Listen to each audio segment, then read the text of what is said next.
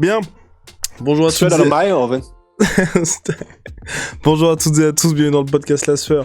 Bonjour messieurs. Salut. Oh. Alors aujourd'hui, on s'intéresse à Charles Oliveira contre Dustin Poirier dans la nuit de samedi à dimanche, Las Vegas pour le titre lightweight. Oui, Charles Oliveira, c'est bien lui le champion. Et malgré sa série de défaites, de victoires particulièrement impressionnantes, les gens ont tendance à le mettre de côté. Et on s'est fixé un challenge avec les gars, on s'est dit, donc vous savez, on a nos savons, là il y a le pack du BMF qui est sorti. En 2 jours, là, on est à 60 packs vendus. Si on tape les 250, Polydomso, il m'a dit, Guillaume, on va faire un La Sueur en sueur avec une collègue de travail de la personne qui était là pour la vidéo des 100 000 abonnés. C'est ce que Polydomso m'a dit. Ça peut être une manœuvre, hein, parce qu'il y avait 2 personnes qui ont intervenu qui sont sur la vidéo. C'est vrai. Juridiquement, ça se défend. Ouais, c'est beau. Hein. Donc voilà, donc on vous tiendra au courant en tout cas des avancées. Polydomso est très très chaud. Il prépare d'ailleurs pas mal de choses en ce moment. Je sais pas si vous l'avez vu, il est de plus en plus affûté. Oui. Affûté, je sais pas, mais en tout cas, je suis chaud. Bon, allez, on lance le générique. Yes, générique. Soit.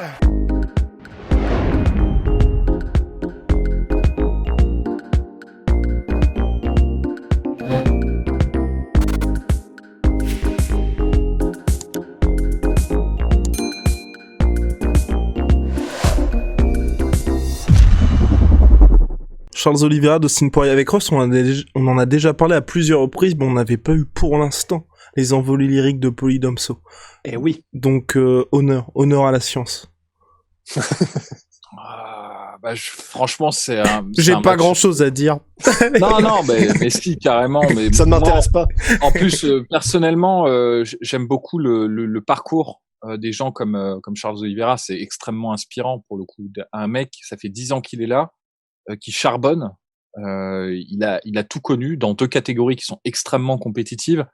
Et il arrive comme ça à mettre tous les trucs en place, toutes les techniques en position, tous les rouages dans le bon sens, à faire la conjonction parfaite, et il nous sort une série de victoires absolument hallucinantes qui culmine avec bien sûr sa prise de titre qui est un des moments les plus, enfin c'était un des combats les plus stylés. Bon, en même temps, Chandler Oliveira, tu savais en signant que t'allais pas te faire chier, quoi. Ouais. C'est pas le film d'auteur un peu autorisant comme ça avec la bande annonce bien dépressive. Non. Là c'était un film, je sais pas, Michael Bay. Ouais, j'allais dire aussi, mais Michael Bay c'est un peu connoté pourri, donc. C'est vrai, mais il va être évalué Michael Bay, parce que maintenant on a des sous Michael Bay, donc forcément ça donne un peu plus de saveur à son travail. Donc je rigole, mais disons un putain, j'allais dire Jim Miller, Mad Max. George Miller. Ah oui, George Miller. Disons un George Miller. Pour le coup, ça c'est cool. Ça fait un peu moins beauf que de dire que ma précédente référence. Bref, et donc parenthèse fermée, le combat, moi je suis super content parce que finalement c'est le parcours un peu. Les deux ont eu un parcours peut-être pas aussi similaire, parce que Dustin Poirier pendant longtemps c'était déjà un prospect et il est monté quand même assez rapidement. Une fois qu'il est monté chez les lightweight, pour le coup la transition s'est faite, mais elle s'est faite quand même aussi rapidement. Enfin, c'est des gens qui de manière abrupte ont mis en place les changements qu'il fallait mettre, et les résultats sont tout de suite arrivés en fait. Parce que Dustin Poirier, longtemps pareil, c'était un diamant, sans mauvais jeu de mots avec son surnom, mais un diamant un peu brut. Il y avait des trucs, on sentait que le mec, il avait du potentiel. D'ailleurs, quand il avait rencontré Conor McGregor la première fois, on était c'est bien, c'est prospect contre prospect, c'est intéressant et tout. Mais quand même, il y avait aussi des moments où sa défense, ça pêchait. Parfois, il s'engageait trop dans des brawls. Parfois, il s'exposait aussi. Et d'ailleurs, le dernier moment comme ça où il s'est vraiment exposé et qui s'est pris un compte, c'était contre Michael Johnson. L'homme qui est à la fois très bon et à la fois très mauvais. L'homme qui gagne un coup sur 2, quoi. Genre, c'est un truc de ouf. Mais et donc, à un moment donné, il a commencé à travailler à partir de son jab, il a commencé à mettre en place une défense en Philly shell, mais à partir de sa garde de gaucher, et bim, tous les ingrédients étaient là, et la réussite a suivi, quoi. Et c'est ça qui est bon. Il a croisé la route de Khabib. Malheureusement, il y avait déjà un roi, en fait, quelque part. Mais c'est pas grave, en fait. Il était devenu élite. Du jour au lendemain, la transition, elle s'est faite quasiment, en 1 ou 2 ans. C'est rien. Et c'est pareil pour Oliveira, en fait. Oliveira, il avait déjà tout un tas de force avec lui. Il était excellent au sol, ça c'était déjà présent. Il avait un certain pouvoir de KO sur ses frappes, c'était déjà présent. Mais il lui manquait la solidité, le cardio, le sang-froid, parfois, il faisait certaines erreurs qui lui étaient pas pardonnées. Maintenant, il a fait sa descente, qui à mon avis était pas une super bonne idée en featherweight, où Ouais. clairement il se suicidait en fait avec son cutting, et tu sentais à chaque fois qu'il commençait le combat sur les chapeaux de roue et arrivé au deuxième round, c'était mort en fait pour lui. En gros, grosso modo, c'était ça. Il est remonté en lightweight. Là, c'est vraiment là où il doit être. Et ça y est, tu vois, là maintenant, il a son sang-froid. Il peut se faire choper, par exemple contre Chandler, il se fait quand même secouer, mais il garde son sang-froid, il arrive à se défendre au sol, il reprend la main, et maintenant en plus il commence à avoir un coup d'œil debout. Alors il y a toujours le truc où je vais être un peu tatillon, je pense qu'il y aura toujours des trucs où il pourrait améliorer, c'est qu'il est toujours très droit. Moi je pense que c'est peut-être un problème, parce que c'est ça qui, face à un mec qui est un peu plus rusé sur son anglaise, ou un peu plus rusé sur son striking, l'expose. Mais en revanche, si tu lui montres une ouverture, un truc, là, le crochet qu'il a fait contre Chandler, là, en check hook, c'est un des crochets les plus propres. Alors, ça n'a l'air de rien. Et c'est vrai, c'est là où tu vois la différence de pouvoir de KO et de résultats que tu peux obtenir avec le bon geste au bon moment. Parce que t'as quand même Justin Gaethje, qui est réputé comme un puncher, qui a envoyé des toises, mais énormes, à Chandler, et qui l'a pas éteint. Et en revanche, ça, le check hook, là, qui a court-circuité Gaethje, il partait de nulle part. Il n'y a même pas eu d'amplitude, c'était juste le bon timing, le bon moment sur la pointe du menton, quoi. Donc franchement, cette combinaison de coups d'œil, de contre, de solidité mentale, et bien sûr l'atout, l'arme, l'excalibur de Charles Oliveira, qui est son contrôle au sol et ses transitions et ses soumissions, c'est le meilleur, hein, à ce niveau-là. Ça fait plaisir, quoi, j'ai envie de dire. ça fait Donc voilà, donc c'est clair que ça c'est intéressant, ne serait-ce que pour ça, parce que c'est deux gens qui ont évolué du jour au lendemain, et ça j'aime beaucoup, et qui se rencontrent, et les deux ont moyen de vraiment poser problème à l'autre. Je pense que sur les échanges debout, même si Oliveira s'est amélioré, je pense quand même que Dustin Poirier fait preuve de plus de raffinement, ne serait-ce que sur sa défense en anglaise, sur ses contres lui aussi, et sur j'allais dire sa vista, mais c'est pas ça, mais c'est juste il sait en fait se positionner dans des endroits où il n'est pas tellement en danger. Enfin, il a réussi à faire ça tout en gardant le côté un peu imprévisible de sa première itération, savoir les explosions par exemple en shift. Quand il avance, c'est toujours là. C'était là dans ses premiers combats à l'UFC, c'est toujours là. Sauf qu'un briquet dans son jeu de Philly Shell, ça rend le truc vraiment vraiment solide, quoi. Et en revanche, si ça va au sol, ou si c'est contre la cage même, je pense que là, Charles Oliveira a vraiment moyen de tirer son épingle du jeu, parce que c'est peut-être le défaut des Titi, je pense, c'est ils ont des méta, des façons de combattre pas qu'ils imposent, mais qui influence énormément. Qui influencent tous les combattants qu'ils ont. Et leur méta pour faire face aux grappleurs, c'est une méta qui a marché pendant des années, hein. C'est tu scoutes contre la cage, tu te relèves contre la cage, tu fais du wall wrestling. Et on est de plus en plus ça fait des années, hein, ça fait depuis Khabib en fait, en gros, face à des grappleurs qui ont compris qu'il y avait eu cette méta-là et qui se sont mis à jour. Et Charles Oliveira, pour le coup, il n'est pas vraiment chain wrestler, mais il sait très bien exploiter en fait cette défense-là, et placer quand même ses soumissions. Donc, à mon avis, là, il y a je vais pas dire un boulevard, mais il y a une bonne fenêtre d'opportunité pour lui. Alright. Mais c'est ça qui est vraiment intéressant, en fait, c'est que je ne sais pas. Pour moi, il y a une des inconnues aussi, qui est qui va réussir à mettre la pression à l'autre. Parce qu'en fait, je me dis, Dustin Poirier, il a un style, c'est clair que ça fait des années maintenant, et particulièrement encore plus. Quoique, non, peut-être pas encore plus maintenant, parce qu'il a toujours été très agressif. Mais en gros, c'est lui qui avance, c'est lui qui met la pression, et c'est lui qui impose son jeu. Alors certes, c'est un peu du volume, mais c'est du volume où chaque coup est une enclume quand même, en fait. Et je suis assez curieux, parce que c'est vrai que contre Oliveira, on aurait tendance à se dire, alors c'est pas un mec qui met beaucoup de takedown lui-même, Oliveira, en réalité, mais je sais pas, j'aurais tendance à me dire, est-ce que c'est vraiment le meilleur moyen que de mettre le plus de pression possible contre un mec qui peut changer de niveau, et une fois qu'il est au sol avec toi, les scrambles avec Charles Oliveira, c'est peut-être le truc le plus dangereux avec un punch de Francis Ngannou, tu vois. Enfin, faut être sacrément sûr de ses armes quand tu vas au sol avec Charles Oliveira, et quelle que soit la position dans laquelle tu t'engages. C'est ça qui est terrifiant, en fait. Tu peux très bien être en position dominante, tu te fais sweeper en 2 secondes comme contre Nick Lentz. Tu peux être sur ton dos, là c'est très compliqué. Enfin, n'importe quelle position est potentiellement dangereuse, parce que il est tellement créatif, opportuniste, et surtout extrêmement performant en jiu-jitsu. C'est quand même un mec qui s'entraînait qui a grandi avec Demian Maia et qui s'est entraîné dans les meilleurs gyms en termes de JJB.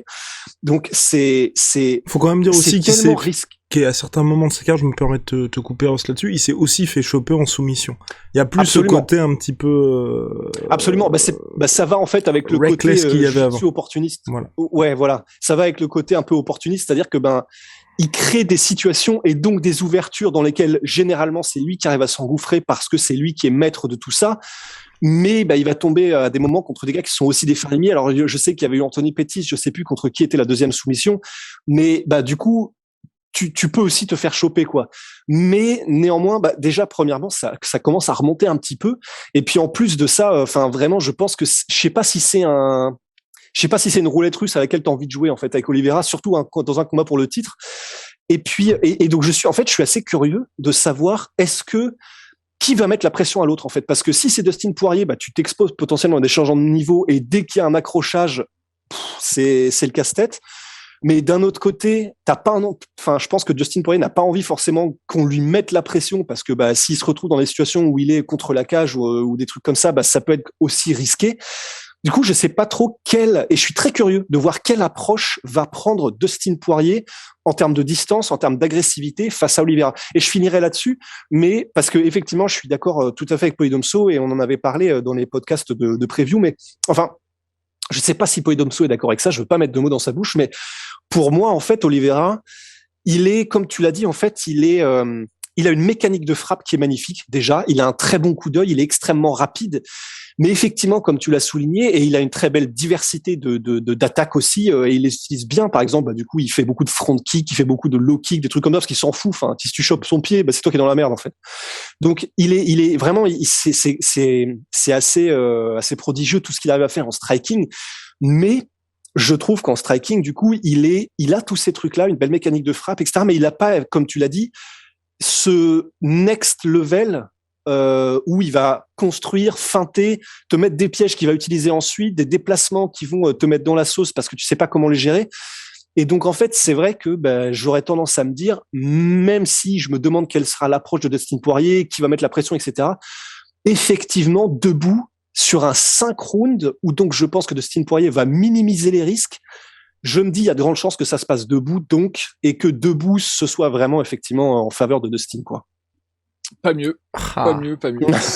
Alors, messieurs, là, on peut quand même commencer à se poser la question de, selon vous, peut-être des pronostics éventuels autour de ce combat-là. Est-ce que déjà, on peut se mettre d'accord sur le fait, en tout cas, moi, c'est ce que je pense, que ça devrait durer quand même un petit peu. Après, le problème, c'est qu'on a en face de nous deux parmi les meilleurs finishers qui soient quand même, parce que l'instinct de tueur de Dustin Poirier quand il t'a blessé, c'est un truc qui fait froid dans le dos. Quand il se met, tu sais, quasiment face à face et qu'il abandonne sa position de gaucher pour se mettre quasiment en parallèle par rapport à toi et qu'il commence à envoyer des battoirs, mon gars, t'as pas envie d'être là en fait quand ça arrive. Et de son côté, Oliveira, laisse tomber, il a un flair. C'est ça. Une erreur, il va. Voilà, c'est tout. Donc honnêtement, ça peut durer, mais je pense que ça se terminera. Je vois très mal le combat arriver à sa décision. Alors après, je sais pas si on peut dire que Dustin Poirier est un diesel. Je pense pas. Je pense que très rapidement, il essaye de solliciter vraiment l'adversaire et d'envoyer beaucoup de choses pour déterminer sur ce sur quoi il va insister en fait. Et notamment, je pense à son combat par exemple contre Max Holloway où c'était comme ça, où au début il reçoit l'agression d'Holloway et très rapidement, quand il sent qu'il renverse la vapeur avec sa puissance, il commence vraiment à déployer, même sur le premier round, une très forte activité. Donc il y a moyen en fait que Dustin Poirier ne prenne pas du tout son temps. Oliveira est plus constant sur son activité. Il a une grosse fréquence de kick et de trucs pour voir à peu près où t'en es, pour te faire déclencher en fait. Mais donc je pense pas qu'on ait deux marathoniens, mais après en termes de cardio, les deux peuvent tenir, donc c'est pas un problème à ce niveau-là. Donc j'aurais tendance à voir, moi je vois bien un truc qui se termine courant round 3 ou courant round 3, moi je vois bien le truc, l'affaire se dénouer à ce moment-là, d'un côté comme de l'autre d'ailleurs.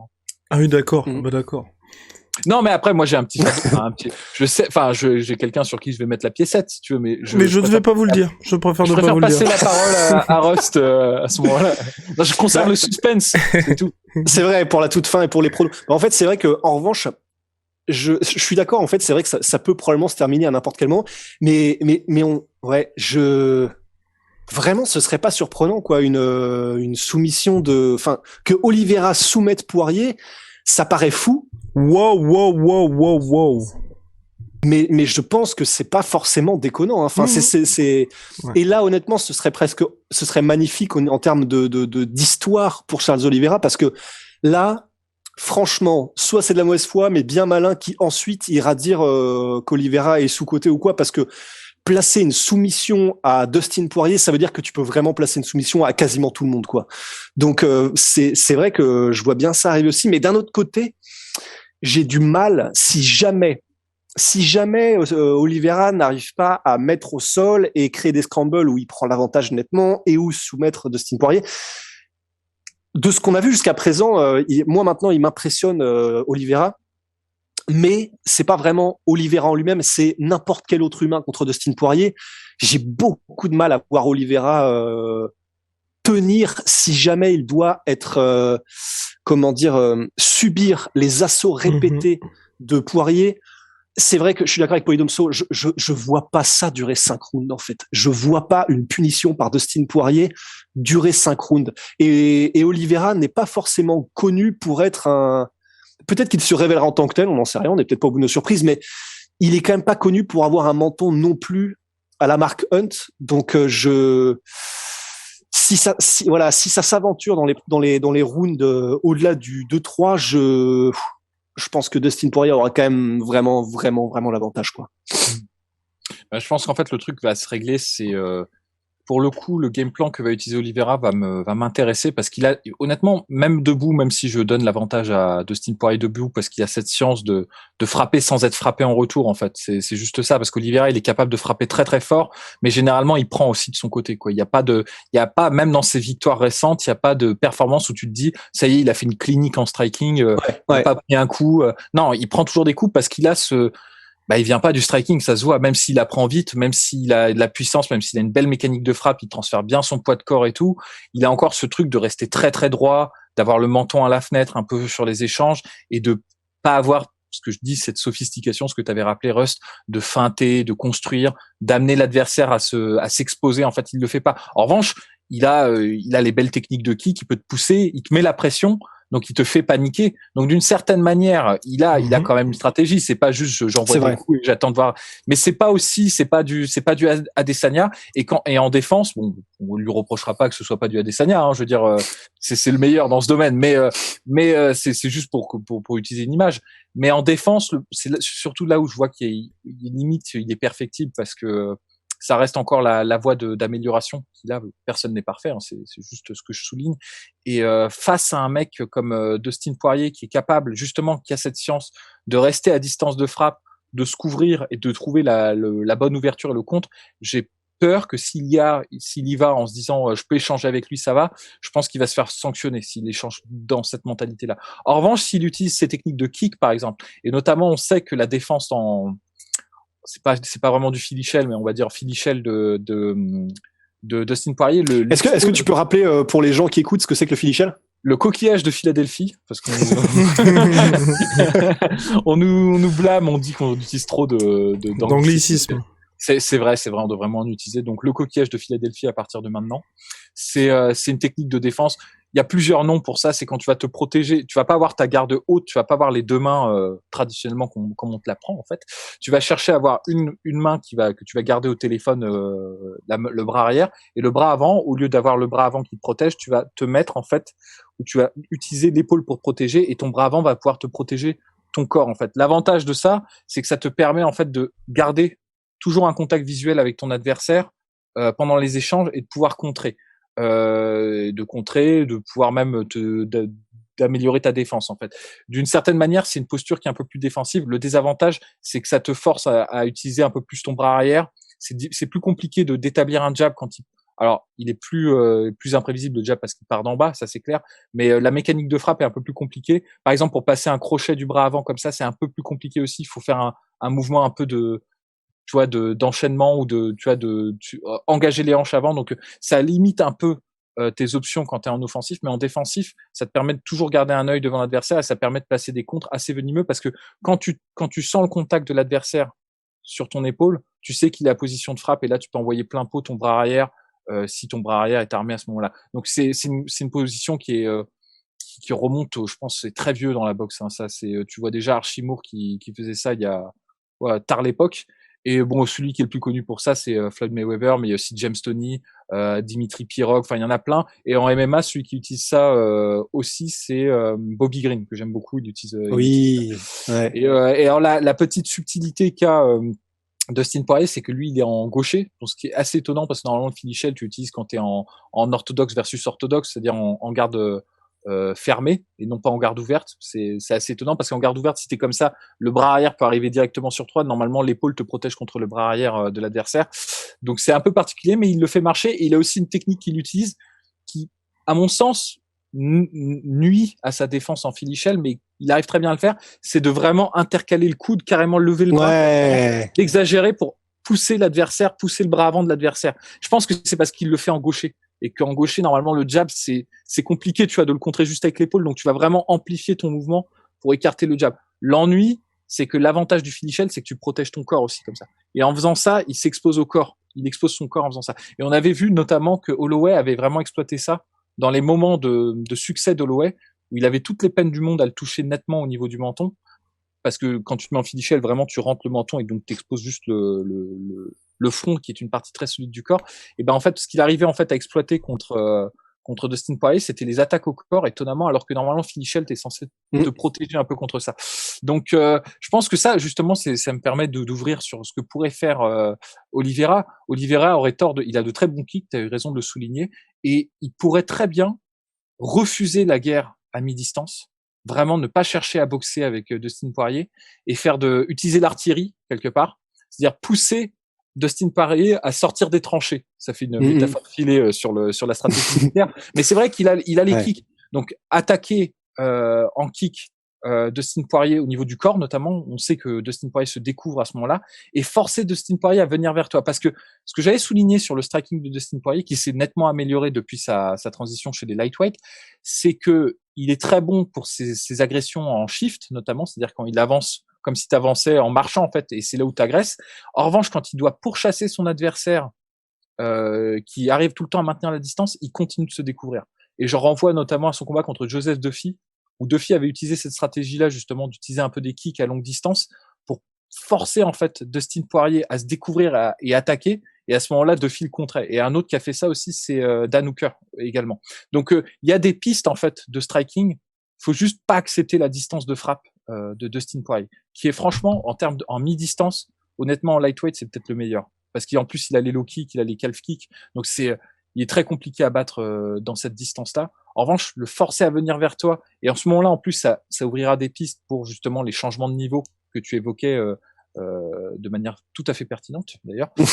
Non, mais c'est vrai. Et ça permettra, en fait, force l'adversaire à adopter une distance qui n'est pas la sienne. Si tu rentres dans sa distance, c'est compliqué, en fait. Et Dustin Poirier, c'est devenu vraiment un maître là-dedans. Donc, honnêtement, moi, je pense qu'on va très vite renseigner en fait sur ce qu'adopte en fait Charles Oliveira, parce que je pense que c'est un peu lui qui a les cartes en main en fait, plutôt que Dustin Poirier qui à mon avis maintenant a un style vraiment très imprégné.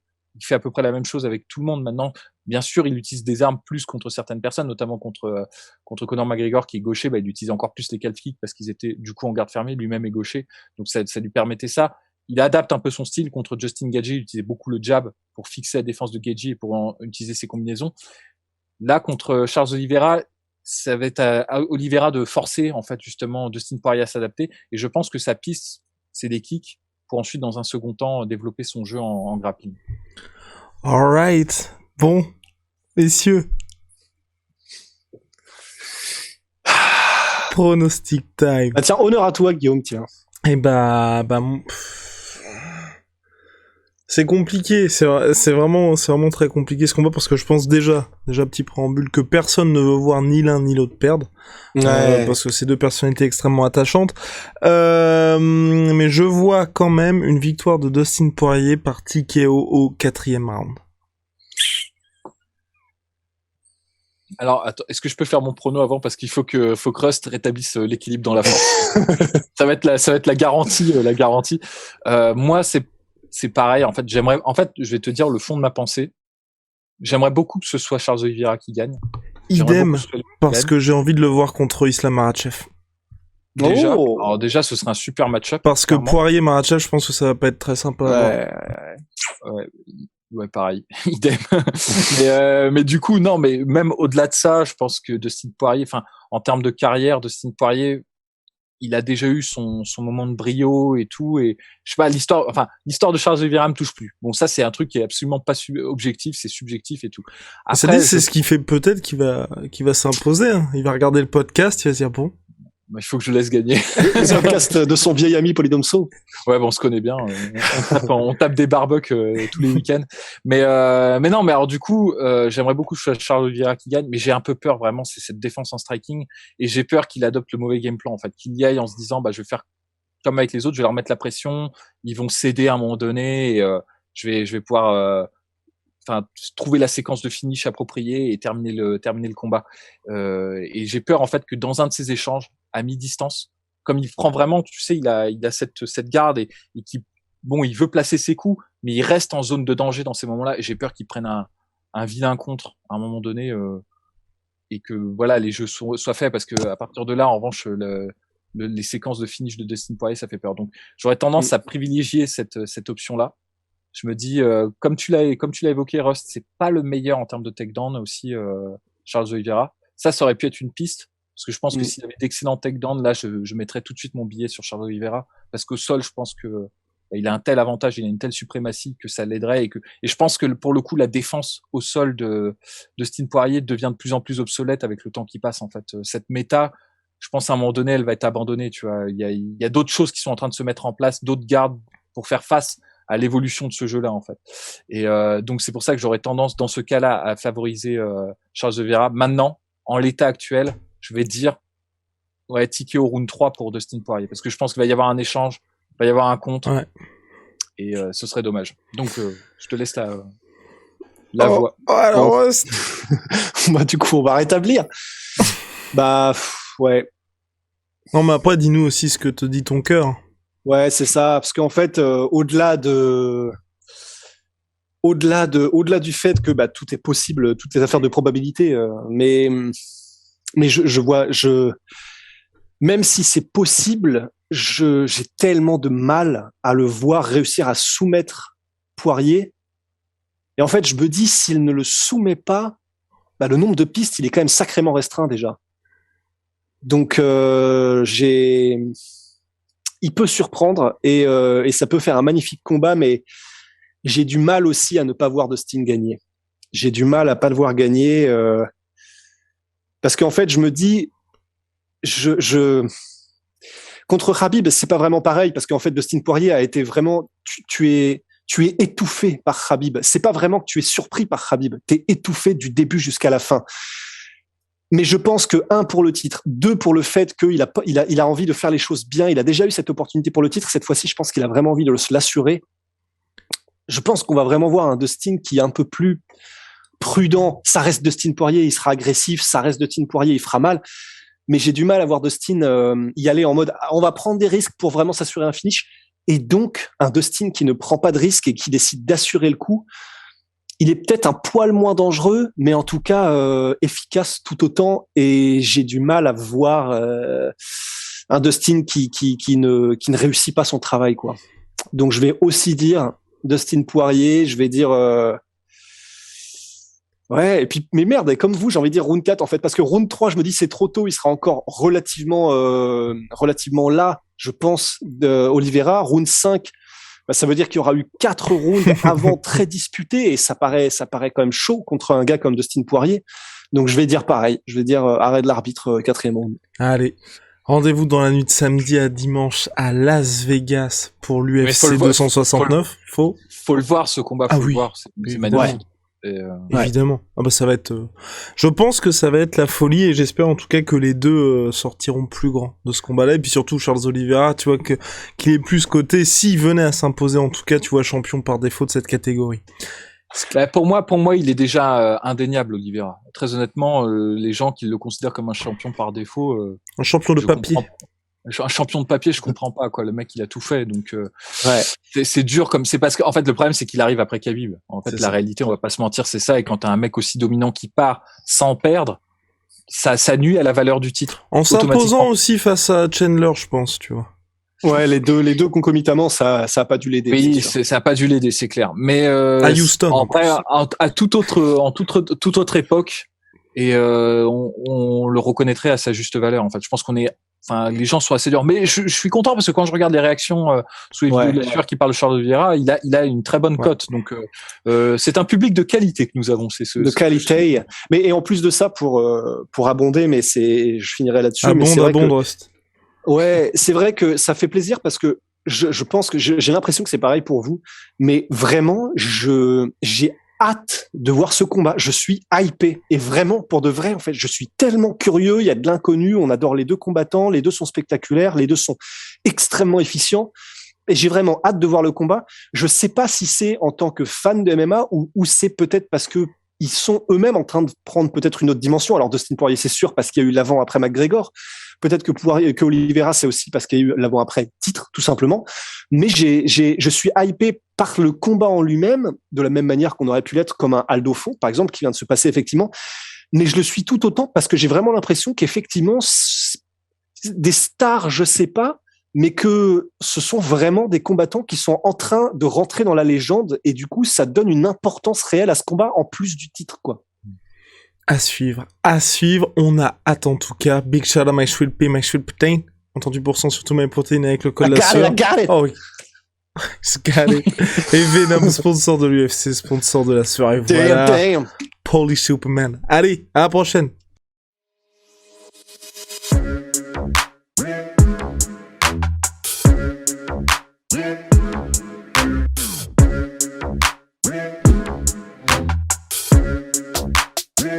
I'm fucking coming for you!